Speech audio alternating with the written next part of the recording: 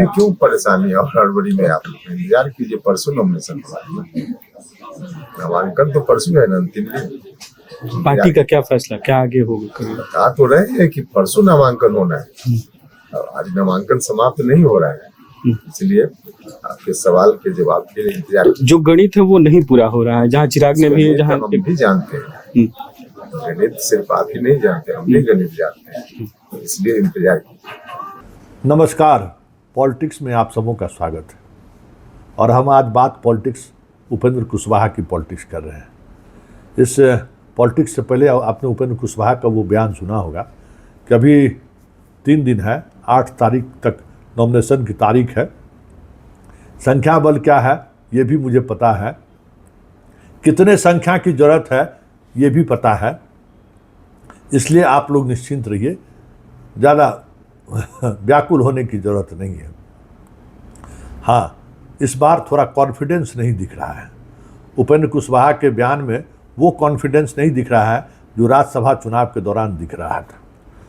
अब शाह के साथ डील में बेटा के विधान परिषद सीट को लेकर भी डील हुआ था या नहीं हुआ था, ये तो शाह और कुशवाहा जान रहे होंगे।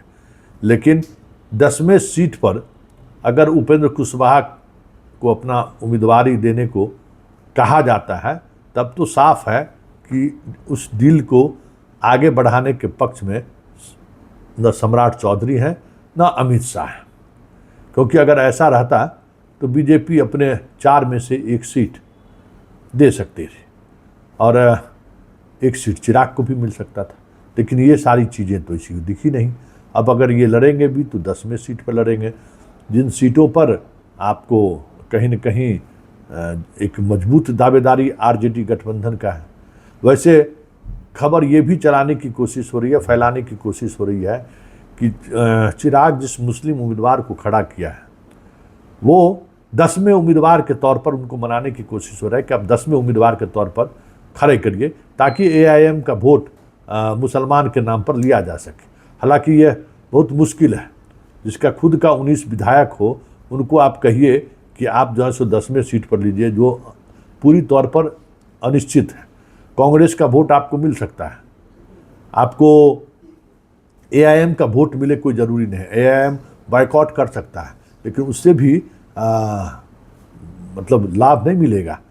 और एक बात और है कि आरजेडी का जो बागी विधायक है जो राज्यसभा में वोट किया, वो उपेंद्र कुशवाहा के लिए भी वोट करे कोई ज़रूरी नहीं है। वो बीजेपी उम्मीदवार को वोट किया था, मतलब वोट करने का मतलब वॉकआउट किया था, उस समय उसकी ज़रूरत थी।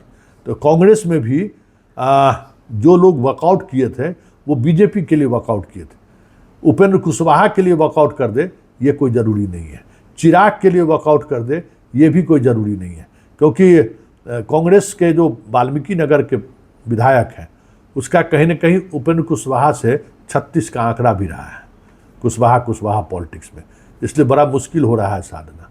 और आरजेडी में तो ये तय है, एक के बाद दूसरे विधायक में सेंधमारी करना मुश्किल ही नहीं नामुमकिन भी है, ये भी तय समझिए। राज्यसभा के चुनाव में जब वो तोड़ नहीं पाए तो फिर विधानसभा और के सदस्यों के तौर पर जब विधान परिषद के सदस्य चुनने के लिए वोट देने की बात होगी तो थोड़ा मुश्किल होगा। लेकिन आरजेडी 10वां उम्मीदवार किसको बनाता है यह देखने वाली बात होगी, क्योंकि उम्मीदवार कौन होता है उसी पर उपेंद्र कुशवाहा का भविष्य भी निर्भर करेगा कि उनका बेटा 10वें सीट पर अगर चुनाव लड़ता है तो जीत पाएंगे कि नहीं। क्योंकि अगर इस तरीके के उम्मीदवार को आरजेडी टिकट दे दिए जो खुद धन खर्च करने की स्थिति में नहीं है, तब तो फिर थोड़ा मुश्किल होगा, तब उपेंद्र कुशवाहा का राह आसान हो जाएगा। वैसे इस मामले में उपेंद्र कुशवाहा आरजेडी से भी डील कर सकते हैं, अंदर खाने में करते रहे हैं, रिश्ता रहा है उनका, ऐसा नहीं है कि लालू यादव से उनका रिश्ता नहीं रहा, रिश्ता रहा है और खूब बढ़िया रिश्ता रहा है, इसलिए ये सारी चीज़ें चल सकती हैं। लेकिन सबसे बड़ी बात यह है कि बीजेपी ने जो सियासत चलाई है खास करके विधान परिषद को लेकर, इतना तो तय हो गया कि आने वाले समय में उपेंद्र कुशवाहा के लिए बीजेपी गठबंधन के साथ बने रहना या फिर बीजेपी गठबंधन के साथ सियासत करना मुश्किल तो होगा, और जो खबरें आ रही थी कि विलय करना होगा, वो विलय की बात इस बार भी सिर्फ चर्चा ही हुई। अगर वो विलय कर जाते तो हो सकता है कि एक उम्मीदवार के तौर पर उनकी भी उम्मीदवारी की घोषणा हो जाती। लेकिन बीजेपी है, वो कोशिश करेंगे कि कुछ न कुछ चीज़ें ऐसी हो कि हम 10वां सीट भी जीत जाए राज्यसभा के लिए। लेकिन अब सब कुछ निर्भर करेगा उपेंद्र कुशवाहा के बेटे के चुनाव जीतने में सम्राट की क्या भूमिका होती है, और सम्राट इसको लेकर कितनी दूर तक फील्डिंग करते हैं। क्योंकि आरजेडी का मसला हो चाहे कांग्रेस का मसला हो, जो विधायक वॉकआउट किए उसमें सम्राट की बड़ी भूमिका है। सम्राट ने बड़ी मजबूती से उस पूरे गेम का नेतृत्व ही नहीं किया, अंजाम तक पहुंचाया। आरजेडी का एक विधायक सम्राट से प्रभावित है, इसी तरीके से कांग्रेस के 2 विधायक सम्राट से प्रभावित हैं। वो सम्राट से प्रभावित हैं, इस वजह से उपेंद्र कुशवाहा के साथ भी चले जाए ये कोई ज़रूरी नहीं है। इसलिए आने वाले समय में मतलब 48 घंटा जो आने वाला समय है वो काफ़ी महत्वपूर्ण है उपेंद्र कुशवाहा के लिए। क्योंकि अगर उपेंद्र कुशवाहा 10वें सीट पर अपने बेटे को उतारते हैं और चुनाव नहीं जीत पाया तो फिर उनकी विधायकी तो छोड़िए, उनका मंत्री पद से उनको छोड़ना पड़ेगा, मंत्री पद जाएगा। और फिर जो विधायक हैं उस विधायक में समझ जाइए कि तोड़ फोड़ तय है। उनका पार्टी में अपने खुद रह जाए और पार्टी पूरी बीजेपी में शामिल हो जाए, ये भी कोई बड़ी बात नहीं होगी। क्योंकि सब कुछ निर्भर करेगा उपेंद्र कुशवाहा के इस विधान परिषद के चुनाव में अपने बेटे को किस तरीके से जितवा कर बाहर लाते हैं। क्योंकि ये जीत नहीं हुई तो फिर उपेंद्र कुशवाहा की जो राजनीति है वो राजनीति पर कह सकते हैं कि पूर्ण विराम लग सकता है। पत्नी का मसला मंत्री बनाने को लेकर कभी चर्चा ही नहीं किए, विधायक में भी जो बातें होनी चाहिए वो भी कॉन्फिडेंस के साथ कभी बात को आगे बढ़ाया नहीं।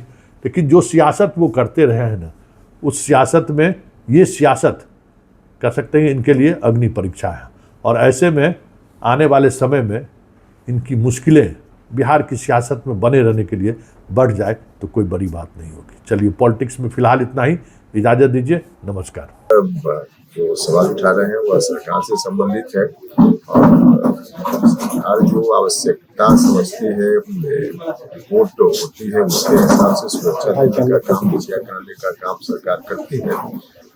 उसके जवाब में क्या प्रतिक्रिया आरजेडी के लोगों ने दिया है वो उनका मामला। उन्होंने सिक्योरिटी अपना वापस कर दिया है सर। तो प्रतिक्रिया में उन्होंने वापस किया है ना, सरकार ने कुछ आवश्यक कार्रवाई की और उन्होंने प्रतिक्रिया में वापस किया है। उनका विषय है, क्यों वापस किया, क्या किया, उनका विषय। सर, एमएलसी चुनाव के लिए जदयू और बीजेपी की तरफ से लिस्ट जारी किया गया है, जिसमें निशांत कुमार का भी नाम है और पवन सिंह भी आ रहे हैं। चिराग की पार्टी ने भी ऐलान कर दिया, कहा जा रहा है हाँ, कि तो ठीक है, तो अन्य प्रक्रिया है तो हो ही रहा है एमएलसी का। सर, लेकिन दीपक प्रकाश जी के एमएलसी उम्मीदवार के लिए सवाल तो अभी क्यों परेशानी और हड़बड़ी में आप इंतजार कीजिए, परसों नॉमिनेशन होगा, नामांकन तो परसों है ना, अंतिम दिन। पार्टी का क्या फैसला, क्या आगे होगा? बता तो रहे हैं कि परसों नामांकन होना है और आज नामांकन समाप्त नहीं हो रहा है, इसलिए आपके सवाल के जवाब के लिए इंतजार। जो गणित है वो नहीं पूरा हो रहा है, जहाँ चिराग ने भी, जहाँ हम भी जानते हैं गणित, सिर्फ आप ही नहीं जानते, हम भी गणित जानते हैं, इसलिए इंतजार कीजिए।